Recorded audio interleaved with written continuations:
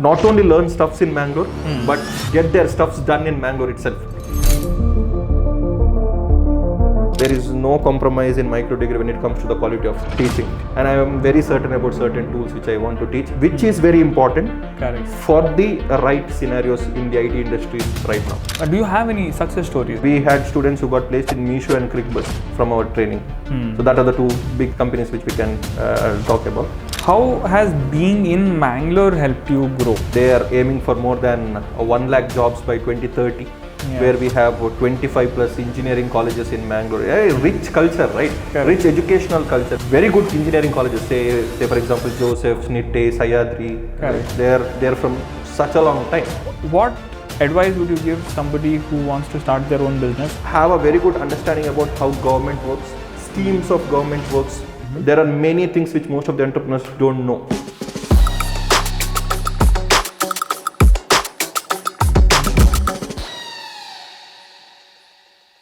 Welcome to the Tales of Pursuit podcast, or the Top Podcast. This is where we talk about stories of people who have turned their purpose into meaningful ventures and businesses.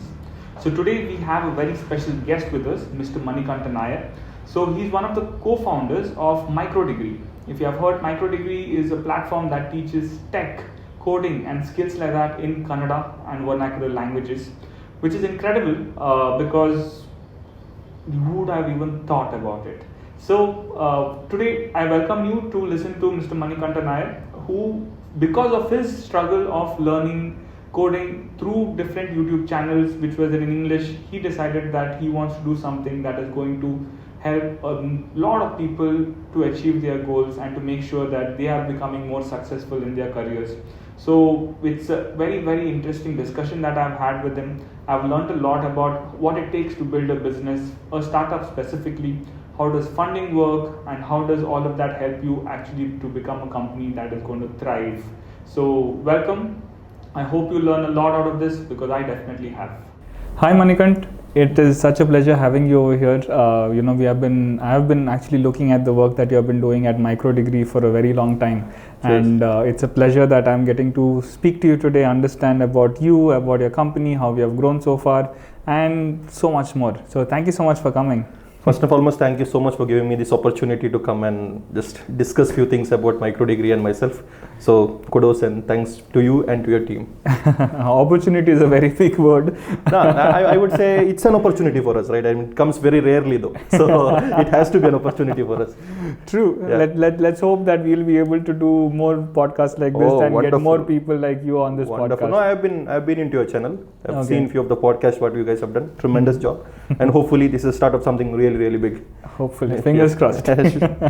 So, to start off with, let's just go all the way back to where you came from, right? So, your childhood, how did your childhood influence you to be the person that you are today?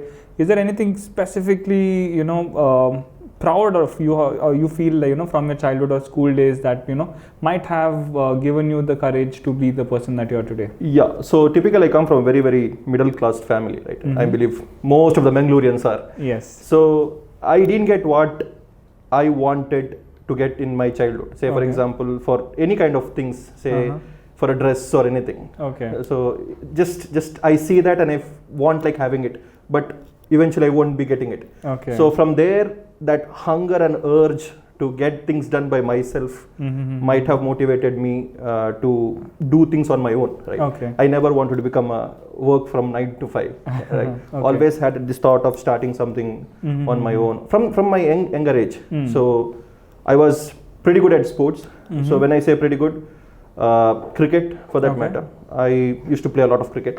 So this competitiveness and that hunger to win matches, right? Okay. I think that might have pushed me. So I never say no to anything. that thing to go, I'm a go-getter.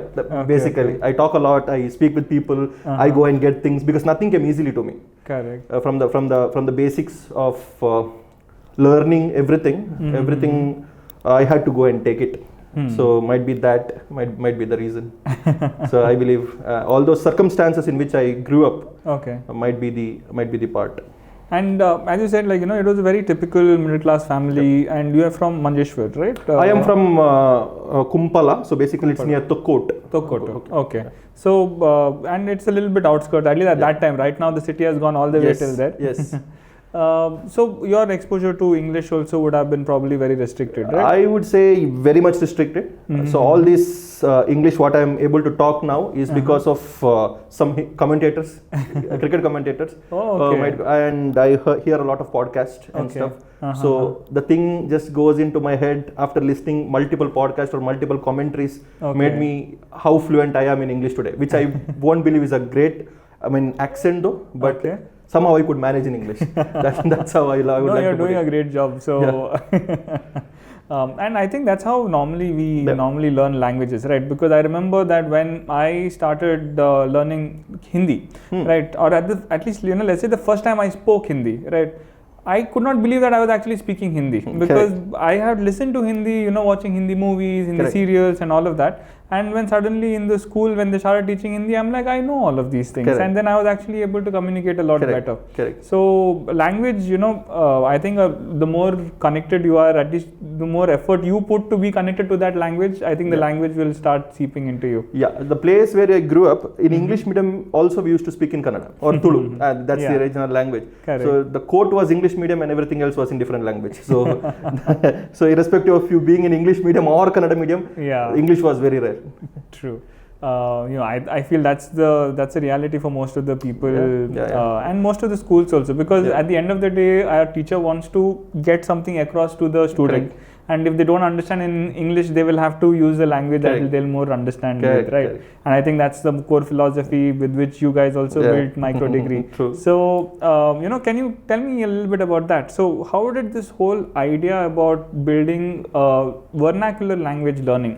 It's not new, obviously, because there is Kannada medium, all these different mediums are there. But specifically for the tech space, because when you think about tech, the word tech itself is English, and everything inside that, the coding letters are English, everything is English, right? And the problems that come to you also are in English. So when all of that is happening, how did you all think that, teaching this in Kannada will actually help people be good at the job that they're doing, or they will be able to learn from this and obviously turn that into a career? So how did that whole journey happen? Yes. So one important thing is that I was a full stack web developer. Right now I am not into any kind of codes. Right?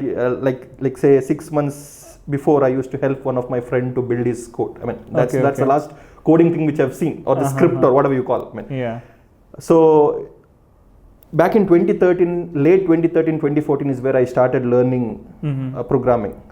So why? Because to finish our college projects, right? I come from an engineering background, say CS engineering, so we had to do projects. So that is when the first thought of strike came in, that I have to do something on my own.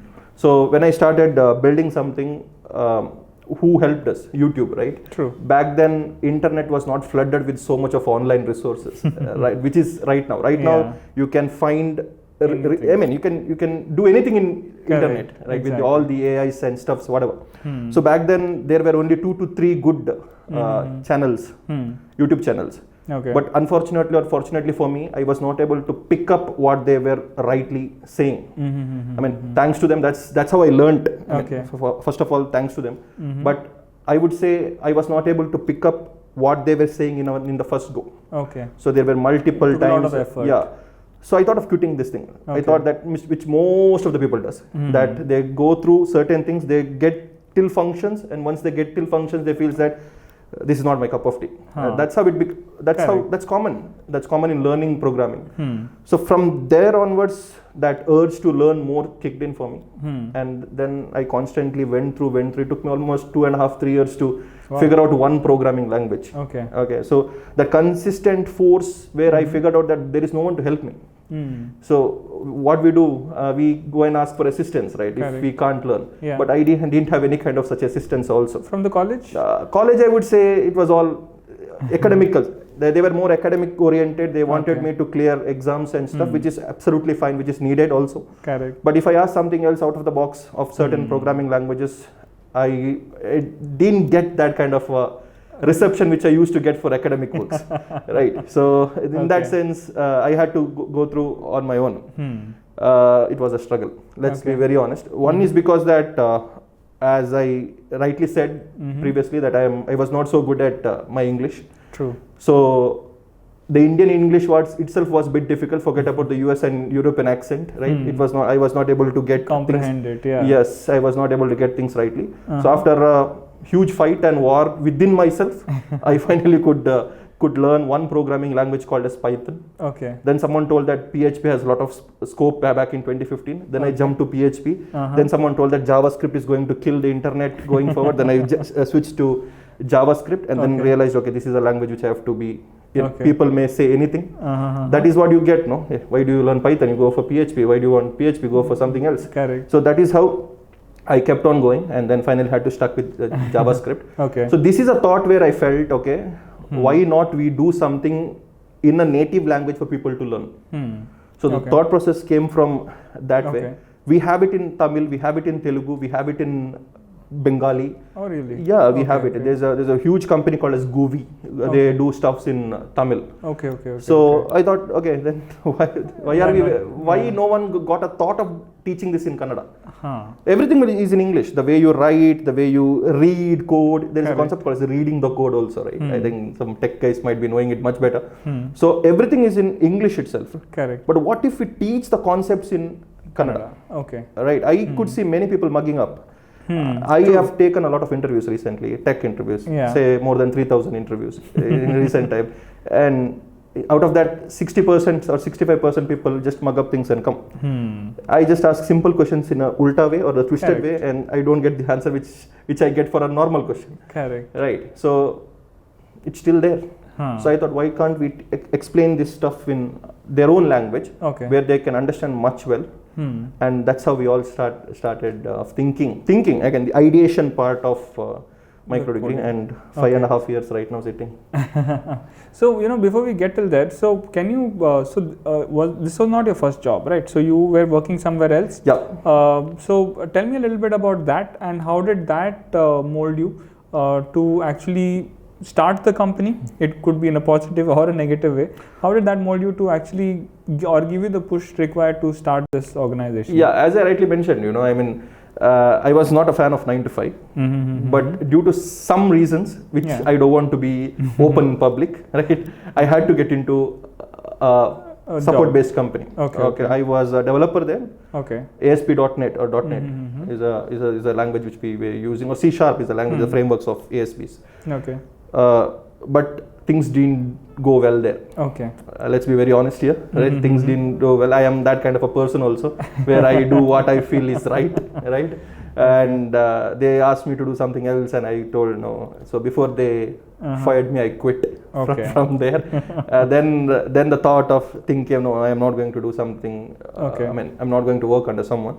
Let me start on my own. So MicroDegree is not my first startup. I'm a failed entrepreneur. Okay, TechMaster IT Solution is my first startup. Failed miserably. So the learnings from that.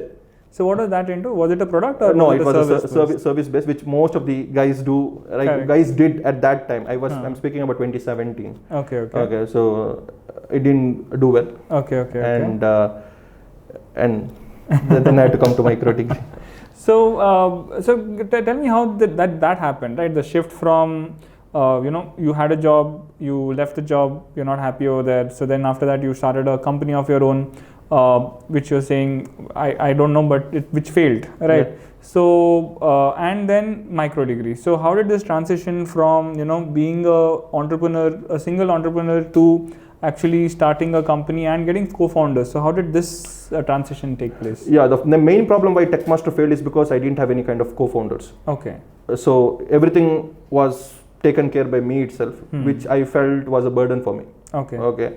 I started it in a positive note, but it didn't go well as I thought. I was pretty young back then also. It was 20 to 23 back then. Yeah. So probably the fire was not that much great, I believe. Okay. So I used to reside in one of the co-working space in Mangalore, which has been funded by central government, that is called as CEOL. Yeah. So I Manikante. was Malikate. I was residing there. Okay.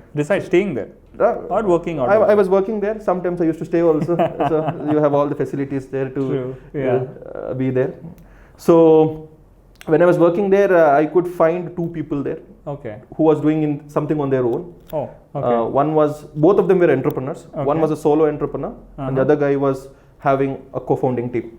Okay. So who was the solo entrepreneur? Yes, Rakesh Kothari was a solo entrepreneur. So he was doing his own product. Okay. And Gaurav Kamath was into his own products. Okay. He was not a solo guy, but he had a team.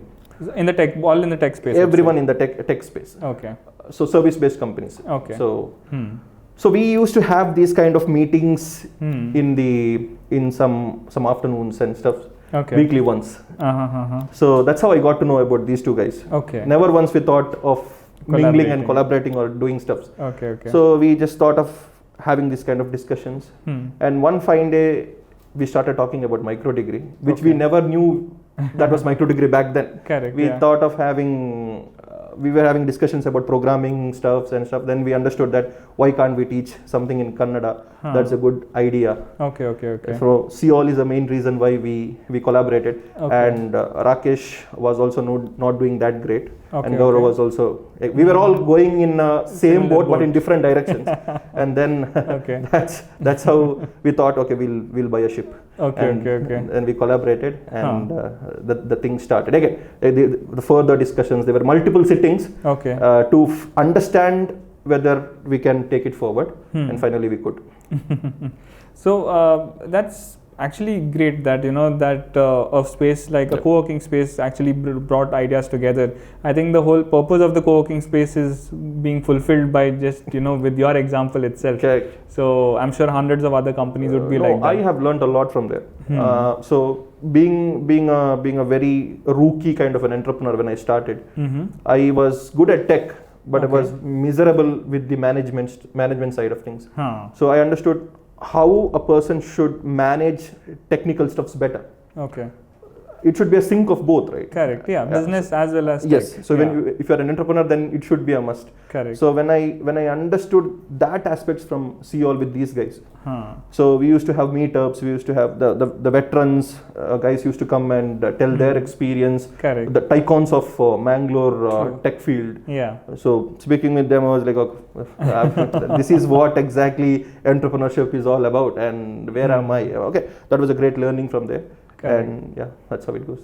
So when you started, like the thing is, let's say you would have had a business plan put into place. Yeah. So how did when did that thought happen that, okay, let's form an organization, let's create a business plan and let us take it forward? So did that happen first, or after the business plan directly you all went to get an investor? Like how did that journey start? Yeah, so I think we started with the proper business plan. Okay. That we need to do certain things in a certain way. Okay. Right. So glad that we had COVID in between. That really helped us to grow online much better. Yeah. So the landscape, the thought process of people from offline to online came at the right time when we started online classes. Before we used to have offline classes. Then we made a transition because of COVID to online. Every people did a transition from offline to online because of COVID. Okay. And for everyone, COVID was a curse. For us, somehow it became a boon. It all happened that way. Okay. And we launched with one course. Okay. JavaScript, where I myself recorded stuffs in Kannada, and we got wonderful reception, and that made us believe that people need this. That gave us a real confidence, because this is a new thing which we are trying to do, right? Correct. It might fail. The chances are high. The fail percentages are always high rather than the success rates, right? True. So considering that particular fact, I think this is how we started it. Okay. Fingers crossed again. We never knew what was the reception is all about, and we got a fantastic reception, and that made us to get 35 plus courses from there on. Awesome. And that's how it all started. And then we were backed by State Government of Karnataka's flagship Elevate program. So the grant, they used to give the grant, the government. So that helped us to get that push. Okay. And then, yes, we have been backed by Somaya Vidya Vihar and 100x VC. Okay. For the timing. So, so now the thing is, like, let's say we are 5 years down from the journey that you started with MicroDegree. Yeah. So if you look back at the business plan, how much of it went according to the business plan, and how much of it just happened by itself? I would say it's all about spray and pray in the beginning, right? Yeah. Because it's a phase of uncertainty, right? You're not certain about how things goes. Correct. Because there is no successor prior to that. Exactly. We don't know how that exactly worked also. So I would say most of the things went according to the plan. Okay, awesome. Went according to the plan, but there were many sprays and prays also. And I have to be very honest there. We understood, we refined things, and finally came to the stage where the things are consistent now. Okay. It was not easy to, because every day we meet with some certain expectations. Then we feel that, okay, this is not what people want. Then we change, make changes, and we refined it multiple times to reach to a point where we had a very solid framework. Okay. And from there, now things are going according to it's kind of automated now. The things it's kind of automated now. So things go as per plan itself. But it was not the case few years back, where the thought process of people were changing. People are asking why we need to learn in Kannada. Now people are asking it's better to learn in Kannada. So this is a transition. How I can put in front of you so that it is going to the plan right now. Awesome. Now the thing is, when you normally start a company and then you get external funding, right? Grants are okay because you don't have any obligations over there. Obviously, you need to do your thing that you promised, but at least there's no external pressure. But now that you got funding, external funding, there is going to be external pressure from your investors. So how does that change the dynamics of the way that you work? Is it a good thing? Is it a bad thing? I obviously know you need money so that we can grow, but that pressure, does it really motivate, or does it actually makes you cringe? I would say it has literally helped us to be even more responsible. When I say responsible, not a single day where we felt that it was kind of a burden. Okay. It made us feel better. Okay. And it made us feel like we have to be 10x better than what we are doing. Right. I'm not going to say that we were chilled out, but the ambience in the entire office itself started changing. Okay. The audacity, the way in which we talk, way in which we form a team, and the way in which we assign tasks and stuff. So that part has literally got into our head, telling that someone is behind us to push. So that the motivation what they give, the experience what we get from them, the ideas what they put, we were like, oh, why can't we think about such things before? Correct. Whenever they come up with because they come up with so much of experience, they have seen millions of companies under them. So the ideas what they throw in front of us, like we were like scratching our heads and saying, okay, why are we not able to think this way? So in that way, it has literally helped us. Helped us to be in the position we are. At the same time, it comes up with their own disadvantages also. I wouldn't say disadvantage, but kind of you always feel like you're under the radar. True. Right. You're being watched. You've been watched, and more than that, if you're a person who feels you're not comfortable that way, then it's uncomfortable. Okay. That phase is uncomfortable. Right. If the meetings, the stand-ups, and they come monthly reviews and all this stuff, it can go that way also. Right. But for us, it was definitely helpful. At least for me. Okay. I'm not sure about Rakesh and Kaurav, but at least for me, it has literally helped me. Okay. To be a better person, right? To be organized. Okay. We had a certain plans for every single day.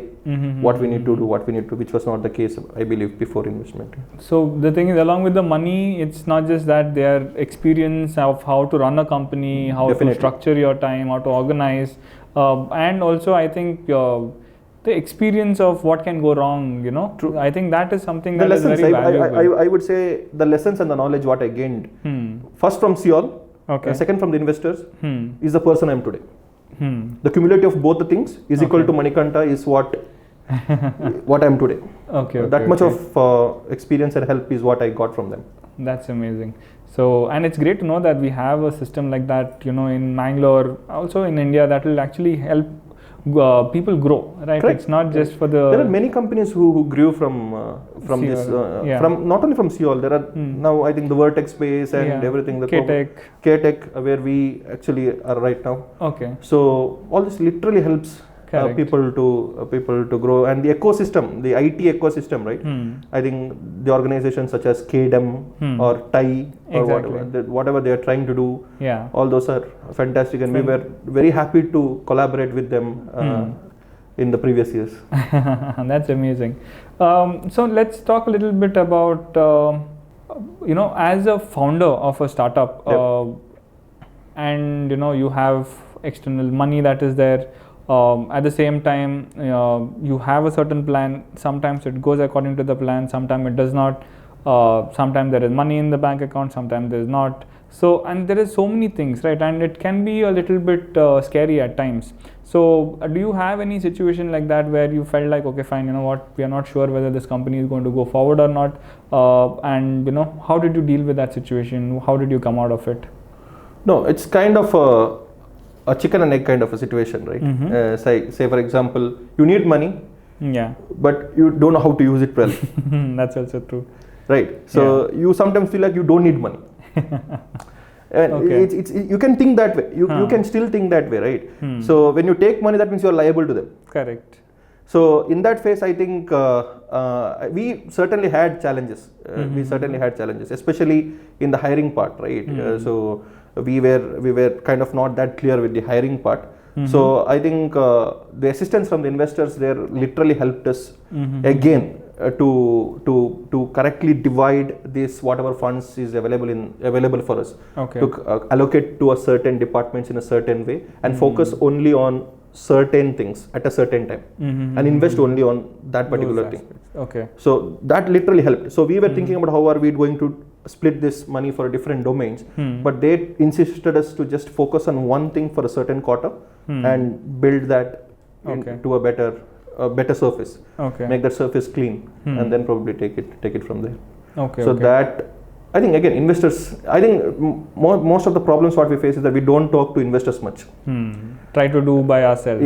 So I would say experienced people comes with experienced ways, right? So they know the ways to come out of trouble also. Correct, because they have done that multiple times, yes. So, but as 3 co-founders, right? So how did you all decide, okay, these are the verticals that we are going to be looking at, or this is going to be our responsibility? So we correlate really well. That's what we understood. I'm kind of an extrovert. Rakesh is kind of an introvert. And Gaurav is a bridge between us. He is extrovert when he needs to be and introverts when he needs to be. Similarly is our skills also. I'm a people's person. I talk to people, try to understand their problems. I am a trainer. I am more of a public guy. Rakesh sits in front of his laptop and does his things really well, the tech part. And Gaurav is a beautiful manager. He manages things beautifully. So that's the answer. So just using people's innate personality itself, you guys decided that we are best for this. Because at that point, I don't think anybody would have had the past experience also or skills to say that this is what my skill sets are. True. So the personality and behavior really matters for you to choose what you're good at, right? First of all, the instinct to understand what you are good at is very important. I believe most of the people are lagging there. True. They are not ready to understand what is good inside them, and this exploration is very important, is what I believe. But then the thing is, there are three guys, 3 men, three people who believe are very passionate about the work that they are doing. So I'm sure there would be disagreements between you guys. So how do you all decide that, okay, who takes the decision here, or do you have any mechanism put in place to say that, okay, in case we are at a stalemate where we don't know how to go forward, we use this formula. So is there anything? No, nothing of those sorts. We definitely had, I wouldn't say disagreement, but the thought process were not on a same line. But the vision were same. everyone wants MicroDegree to grow, all three of us. True. But in a different ways, right? There might be people who are more of process oriented. Like me, I'm a result oriented person. Okay. For me, the outcome is very important.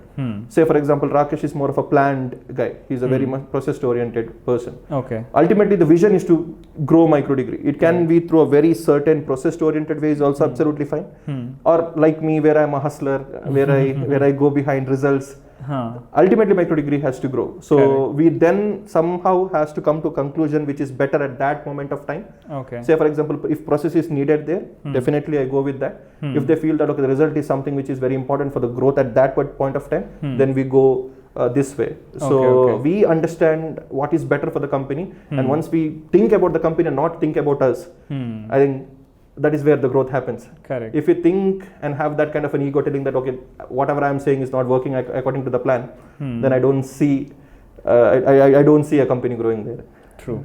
It's very true, right? So because when everybody has the same goal, then ego has no place over there. Correct. So we both want to solve the same problem, just that the approach is different. What we are talking about.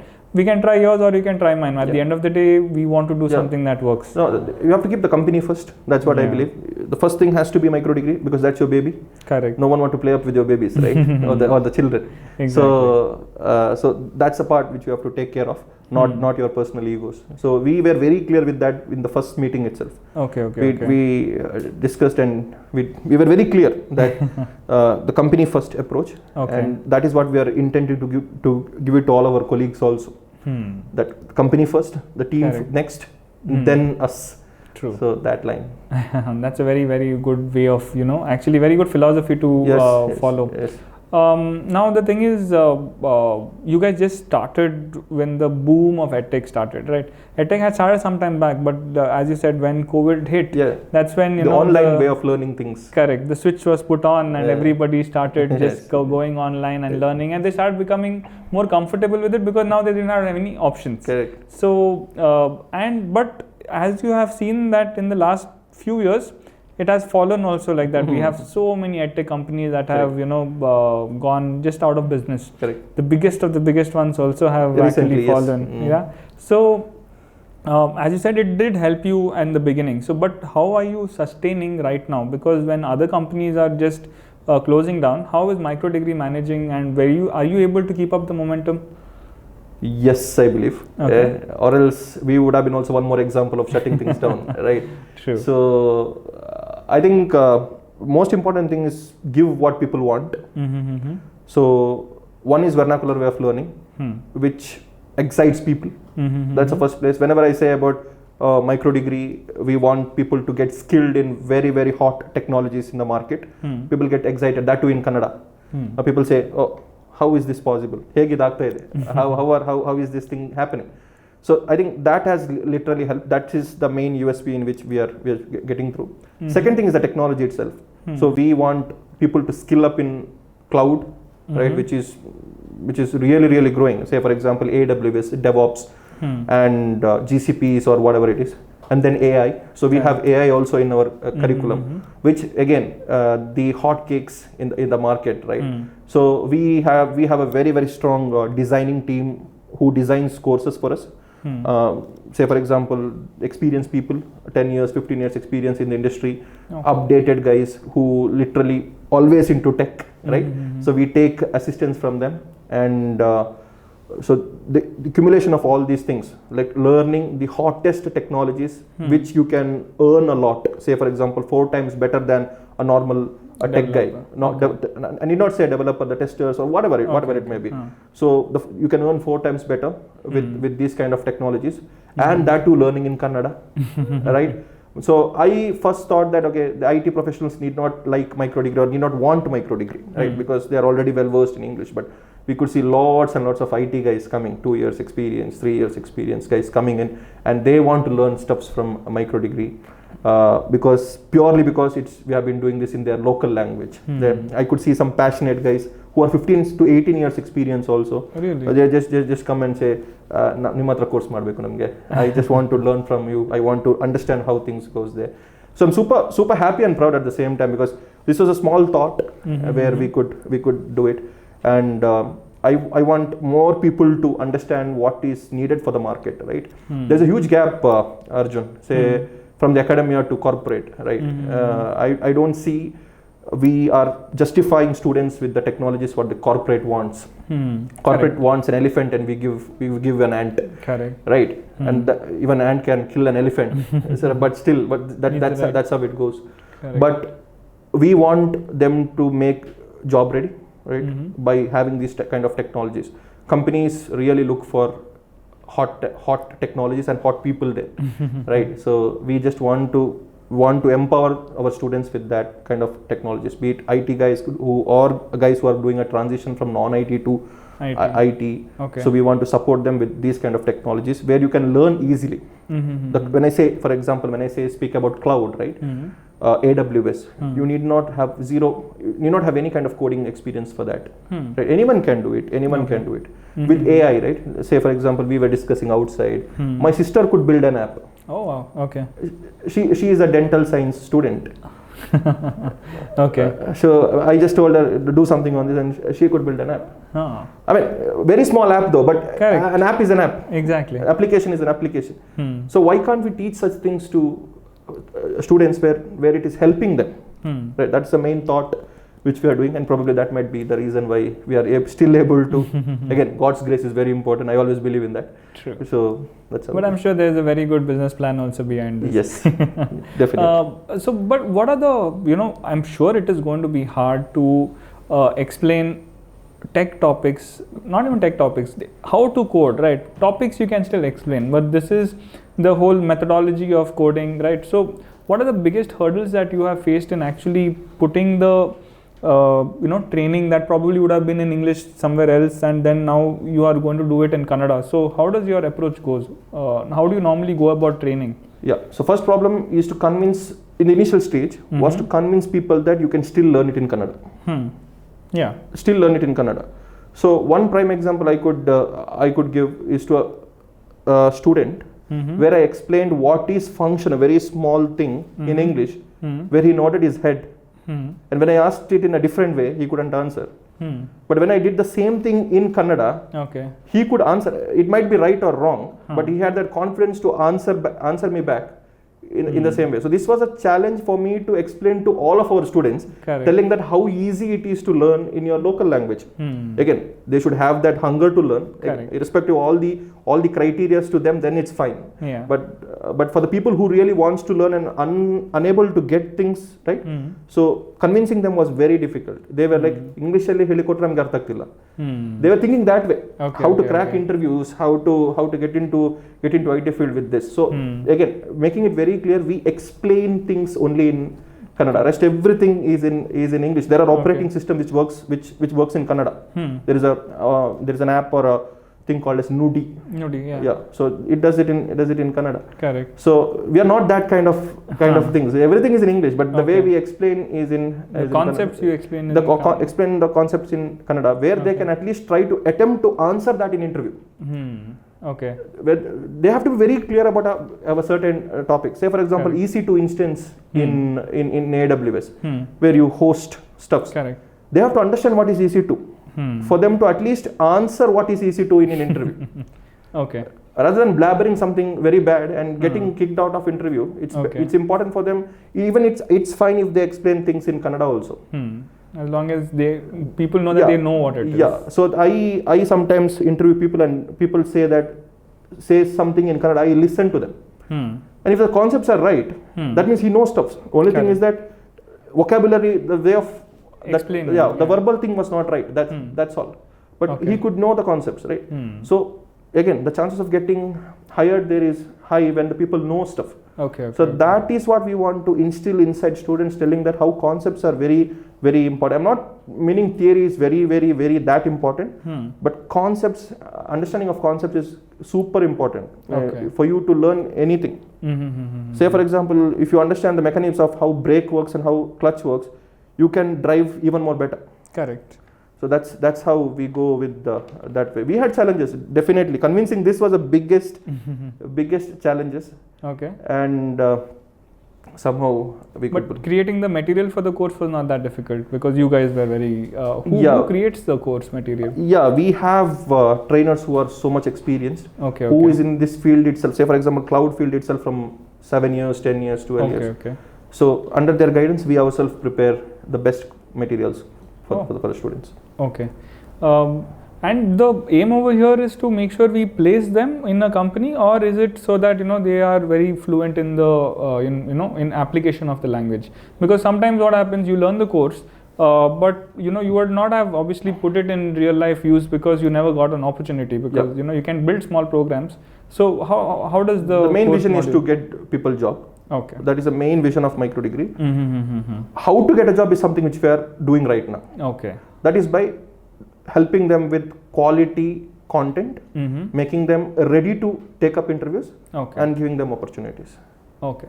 So also you go to the other step of making sure interviews are set up for them and placement is done also, right? Yes, we do that. Okay. So it's not just like you learn over here and figure it out by yourself. No, but we are not only an upskilling platform. We definitely is an upskilling platform, but not only an upskilling platform. Okay. Job, giving them opportunities is the main vision of MicroDegree. That's how we all started. Okay. Super proud to place so many people. So can you give us a few numbers, like how many students have you all trained, how many people have you all placed? I would say, again, it's all rough numbers. So we roughly have around 60,000 plus students learning in our platform. Okay. Different courses though. Yeah. Different courses though. And in total till now, or just this at the moment? No, entirely. Again, I don't have that exact numbers. So that's how it goes. And we have many people who are learning in YouTube. We have so much of free content which we are giving. Yeah. So we have around close to 70,000 followers or subscribers in YouTube, and around 35k people in Instagram who are constantly learning stuffs. Okay. So again, the landscape of the numbers goes that way. Okay. Yeah. And placements, do you all have? Yeah, we have around 30 to 40% guys who gets placed with this. Again, it can happen in two ways. It can happen directly and indirectly also. There are many people who gets placed by themselves. Through their own media after upskilling. There are many people who comes and tells us that we got placed because of you, and there are many who doesn't come and tell. They go with their own. But this is the rough numbers which I can. Okay. So you also don't know the extent of impact that you might have had. To be honest, yes. I recently met a person who came and talked to me because I used to give this demo kind of a sessions and all. Okay. Sir, I am your student. Okay, I got placed in this company because of you. Oh wow. Okay. So I was like, I was not even knowing he is my student, and forget about him getting placed. True. Right. So since everything is online, we are not able to figure out what's exactly is happening. But happy for people who all got placed, and praying for people who are yet to get placed. Yes, I'm sure that will happen very soon. Thank you. Normally, who are the kind of people who join the course, right? Is it like people from tier 2 cities or tier 3 cities who don't know any, they don't know English, but they have aspirations of getting a tech job? Or are they, people who are already in the tech space, or, who have from the tier 1 cities who want to shift the job? Like what is your, where do majority of the people come from?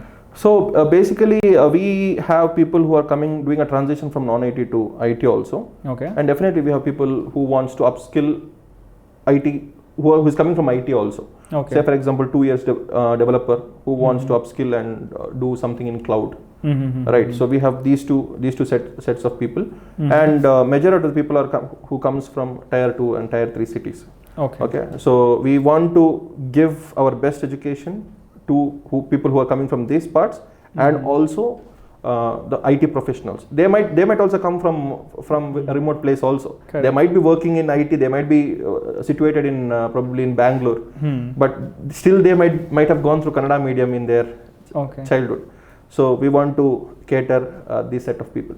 So what would be like a percentage split? How much percentage would come from tier 2, tier 3, or No, it's a high percentage of people who come from tier 2. Again, I need not go with percentages, but high percentage of people come from tier 2, tier 3 cities. Might be situated now in Bangalore. Yeah, but originally from Raichur, Belgaum, Davangere. We get people from there were one student who came from a place where the literacy rate is very, very less.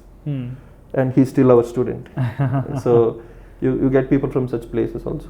And and obviously you guys would be do you have like a committee where you decide what are the top courses that is there in the industry need right now? Yes. How do you all make this decision as to what courses to put out? We are very updated in that case. Right now we are focusing more on cloud with AI, which is I think AI is a huge buzzword, right? I think everyone talks about AI. So how to secure a job via cloud with the help of AI is something which most of the companies also wants now, right? If your resume has AI in it, the company wants to ask, wants to have an interaction with them. That's a stage in which it is going. Okay. Say for example, Bedrock. There's a tool called as Bedrock, which helps in building cloud AIs and stuff. And DevOps, you might be knowing about DevOps. Most of the I would say by few years, every companies will be going through DevOps process. Again, it's just a process. Most of the people gets behind that and say it's a technology, it's a new thing. It's just a process where to automate stuffs in your company. So cloud with AI is the go-to thing, is what we believed, and it has been extensively working for us, right? So we in the coming future, we literally want to cater everyone, not only for the Kannadigas, but for everyone who comes. We want to serve for the Bharat.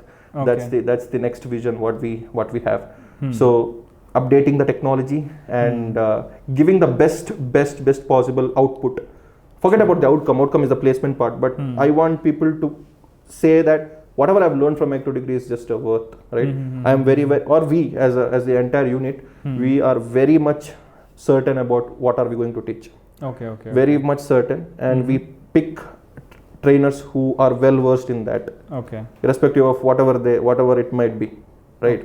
We are very much the quality of education is something which we really bang on, and there's no compromise at all. I might sound very emotional though when I speak about that.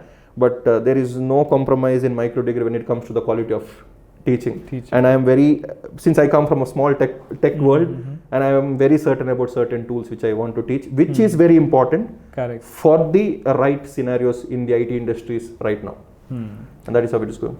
Do you have any success stories, right? Any students of yours that you would be that have gone through your through your course, through the material that you have, and actually been able to secure good jobs, great jobs? Definitely. I think if I can give an example, recently one of our students got placed in Sclera. That's a company in Ballal Bagh, ARL Technologies, beside Vertex. So he got placed there as a suddenly, since you asked me, he got placed recently. That's why I'm just giving a name. Chittaranjan, his name is. So he got placed there for a very good package. So as a DevOps engineer, so that he was, when he joined MicroDegree, he had very less knowledge about DevOps, cloud and DevOps, and to secure a job as a DevOps engineer. But he was an engineer already. Yeah, he did engineering. He was not very close to DevOps. So to secure a job there, I think that would be good. And we had students who got placed in Meesho and ClickBus from our training. So that are the two big companies which we can talk about. And what kind of if somebody, let's say, planning on joining MicroDegree for a course to upskill, or let's say right out of college, or they might be working in a company also. So what kind of change in their package and all normally do you see when they actually upskill to these courses and then apply for a new job? Very high. That's what I could see. An experienced DevOps engineer, one of my friend is having a fantastic package now of 44 LPA with just 5 years of experience in DevOps. Wow. Where do you get 44 LPA for a developer's end, right? It will take them 8-9 years. You being in IT might be knowing the package part, right? So look at the growth there. True. So considering that particular fact, I believe getting salaries for 2x, 3x, 4x will be really helpful if you could take up cloud with DevOps, and having an AI knowledge which helps to get through that. I think that will really help. I think everyone has to, whomever is willing or aspiring to take up cloud, has to add that bit of AI aspects in that, which I believe will be a must by 2026. Will be a must by 2026 end probably. I mean, the way in which it is going, right? I think it's literally taking the shells out of people. So we have to be really good there. It's right now it's on steroids. It's just going too quickly for for people to take, and also for the organizations to pick. Correct. For the AI itself, AI itself is feeling that, okay, why am I growing so fast? Right. Recently, Sam Altman, the Ghibli thing which became the image processing kind of a thing. The server hits, right? Correct. The server hit in such a way that he himself tweeted telling that, guys, calm down. Stop doing this. Give me some time. And that's the way in which it is going. And I don't know where are we going to land. Correct. Because right now it just feels like magic, no? Everything is a magic. So having this thing in your resume, I strongly believe, guys. You'll add a magic to your resume also. Yeah, hopefully. And I'm definitely, Arjun. I'm not going to lie there. I've been talking to a few companies, CTOs, and they were like, "So that's the way in which things are going. It's very, very important. So if anyone is willing to upskill themselves, they can definitely reach out to us, because quality-wise, I can assure that we don't compromise there, and with the latest technologies also. That's amazing. So now, see, the thing is, your company is completely online, right? It's a whole digital company. It's a digital product or products that you have. So how do you go about making sure that the right people know about you guys? Right, because Kannada, vernacular learning, all of this, it sounds very good and it is very important. And but how are people reaching it? So what kind of marketing do you all do so that you reach the right people, so that you will be able to convert them? How do you do that? GTMs, right? Go to markets basically. So when I say about GTMs, I would say performance marketing. So we have an in-house team which manages most of the steps. Okay. And then we have a YouTube community, and we have a Telegram community too. Okay. So we have so much of people come and interact in our Telegram community. So these are the ways in which, but basically performance marketing, right? And we get a lot of inquiries now. Recently, we are also located in Bangalore. Jayanagara 4th block. So we get a lot of people coming into our offices. Oh, directly to the office. Yeah, we get people there. We have a very solid team set up there. So that's how we get into people. But basically, it's through medias itself, social medias, and through performance marketing. I would say has a higher upper hand, like Alter does, right? So that's how we do our things. We are very active online, socially. I would like to say we write blogs and all this stuff. We have a good SEO team also. Doing stuff. So in that way, but performance marketing in-house, we have it in-house. Yes. So that must be giving you your daily conversions that you need to make sure your business is running. Yes. That's the ultimate way. And that's how it works also. Yes. And your business as a business, what are your revenue models? Is it just from the course, or do you all have any other things that you figure out in the while running this thing, that okay, there are other sources of revenue also for us? Yeah, right now it's just from the course. Okay. But definitely we are thinking about different business model or the revenue models in the coming future. But as of now, we just want to cater people with quality courses and to justify that quality, of course, nothing comes for free. True. Awesome. So now the thing is, how has being in Mangalore helped you grow, right? So because Mangalore has a good education background, like a lot of people in Mangalore, language is not a major problem for the city people at least. True. But staying over here now, how are you able to cater? How has it helped you? I'm not talking just about the COL. The ecosystem is great, but the city of Mangalore, how has it enabled you guys to to come to the level of success that you guys are seeing? The organizations which I spoke about already, I just touch based about KDM and TIE, right? The Digital Economy Mission, Karnataka Digital Economy Mission.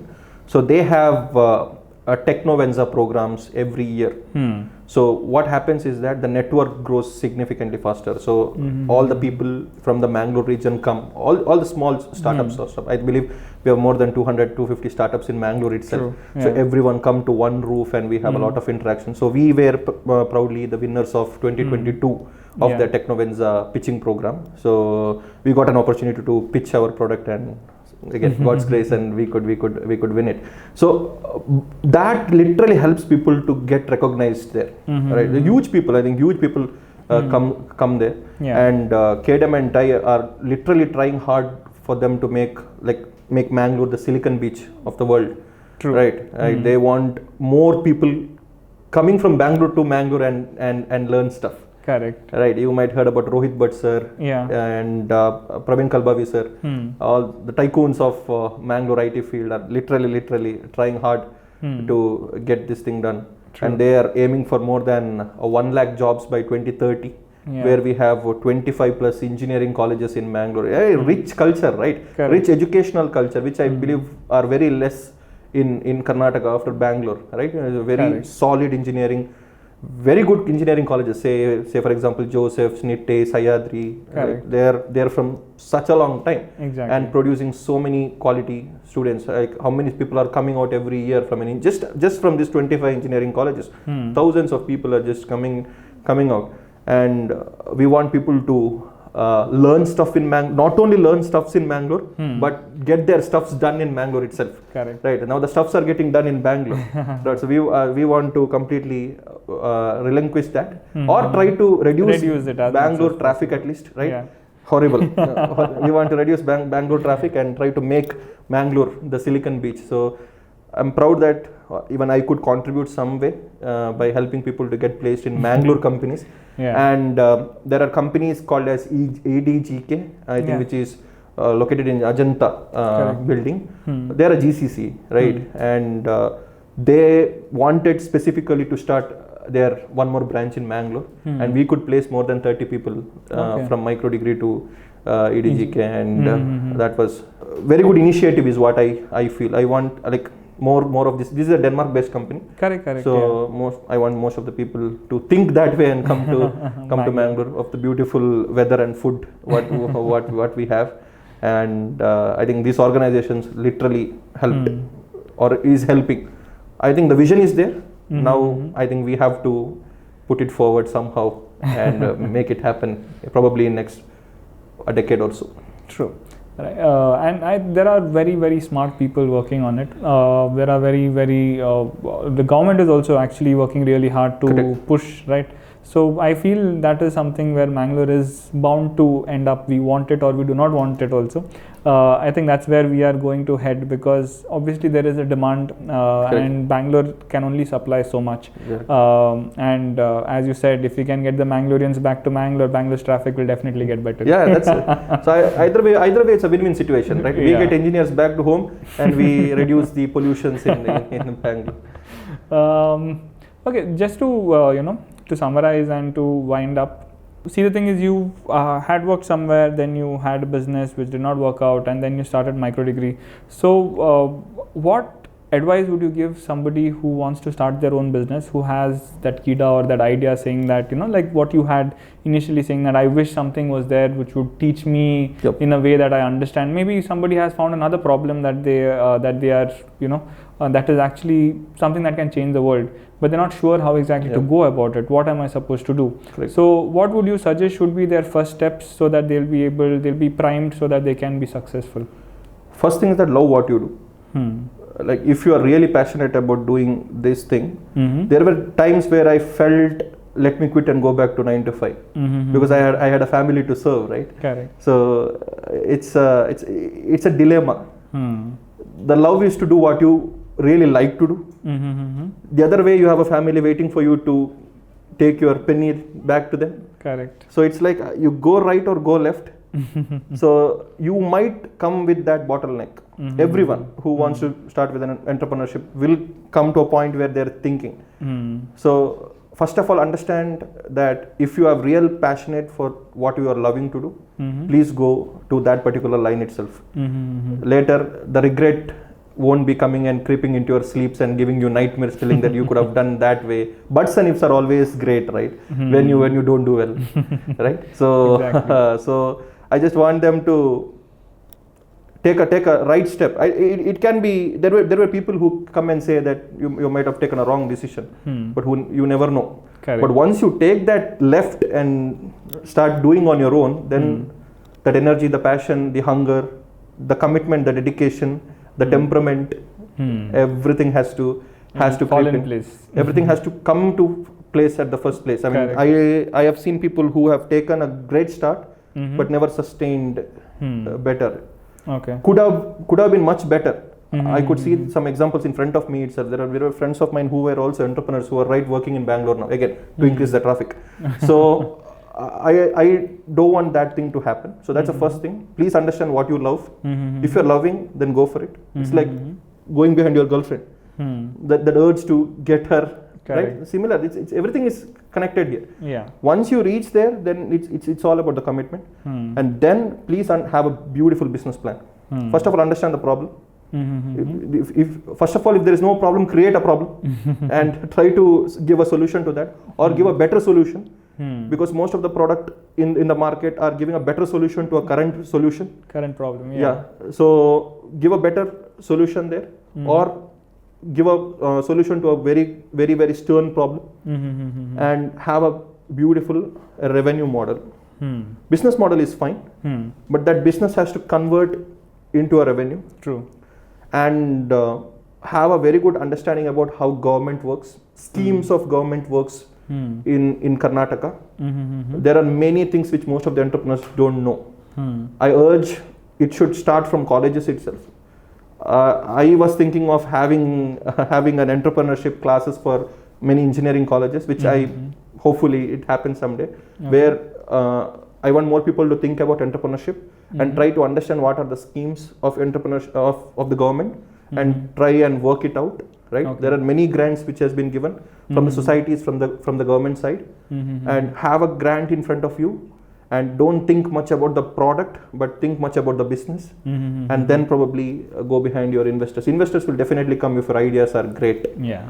So these are the small advice. I don't know whether I'm qualified enough to give advices to budding entrepreneurs, but these are the mistakes what I've done. Okay. Have a very good co-founding team. Have a very good co-founding team. It can either make or break. If it makes really well. If it breaks, and it breaks it really well also. So I just want people to have a very good founding team. Okay. And understand each other. Right? It's like kind of having a husband-wife kind of a relationship, right? True. So you have a very good founding team and take slow steps. That urge to do well every day can lead you sometime taking too much of decisions in very less number of time. Correct. So take one step at a time, spray and pray there. If it is really working, then take one more step, or else don't step into anything. Take your time, take a step back if needed. Think about how can you do it better, and then probably take it forward. But government schemes and these are very, very important. Elevate literally helped us, Arjun. I think if there was no Elevate there, then never know what might have happened. Okay. Elevate literally, again, thanks to the government again. So most of the things are not known to people. So giving this awareness is very important, and hopefully, Awesome. So thank you, Mani. I have had a brilliant conversation. I learned so much about how the whole space works. Also, really inspired by the work that you guys are doing. I think you're solving a real problem. Yeah. Me thinking is pointless, but I think you have proof for the pudding. You actually have people that you have placed, and you have so many people who keep coming to you, and that talks a lot about the impact that you have in the world. In starting off with Karnataka, and I hope and pray that very soon we'll be doing it all across India and outside at some point. But a great start, and I would like to talk to you again probably in 2-3 years, and when you're much grown up, your new business plans would be materialized, and I would be really happy to talk to you again, because that journey also would be very exciting to listen to. So I know that it's been a hard journey, but you have come so long. So really proud of the work that you guys are doing. So thank you so much. Thank you for coming here. Thank you for letting us know about your journey, and best of luck for everything that is in store for you. Yeah, thank you so much, Arjun. It was wonderful talking. I think it's 1 hour, right? Yeah. It's more than an hour, and we never felt it, or I didn't feel it. So thank you so much for inviting me here, and it was fantastic talking. Hopefully in coming years, even I can see Alter growing in in different ways, right? Let's all contribute to each other's success, and also Mangalore. especially for Mangalore. Yeah, that is something which I'm really thinking about. I could have easily gone to Bangalore and work there, but something made me to stand here and stay here. Yeah. So I just want us to contribute well for the betterment of Mangalore, and hopefully many companies and many entrepreneurs come from Mangalore. Cheers, and have a wonderful time ahead. Thank you so much. That's the whole point of this podcast, right? The Tales of Pursuit just means stories of people from Mangalore, from small cities like Mangalore, who have been able to be successful, who have been able to build something that is incredible. So, and that's why we have you here. Thank you. So thank you so much. Yes.